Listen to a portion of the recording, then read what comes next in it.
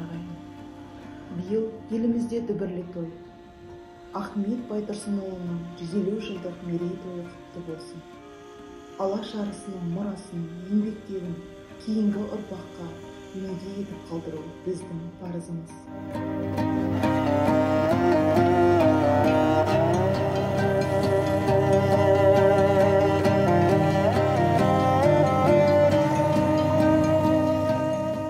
Тар заманды көрген балашағынан, тектілігі әкеден кеп дарыған, маңлайына қазағымның жарқ етіп, Ахметтей ұлан туды ел таныған.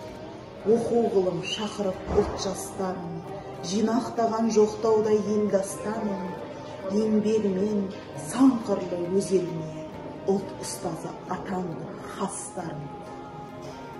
Тордағы туған тілді ол төгілетіп, төл жазуды қолға алды ерлетіп, реформалап әліпбиін қазақтың, ұлт жазуын орнықтырды белгетіп. Әдебиетті танытты жазуы бөлек, ғылым етіп өз алдына болмысы бөлек, рухани құндылығын қазақтың мұра етіп қалдырды елге керек. Крыловтан 40 мысал аударған, әлеуметтік қоғам сырын аңғарған, тынысын заманының тыңнан зерттеп, үгіт сөзді зерделедік аңдардан. Ұлықтап алашының бар арманын, азат елді құруды армандадым, қазақ пенен ұлттың сөзін жариялап, алаш үшін арыс едің берген жаны.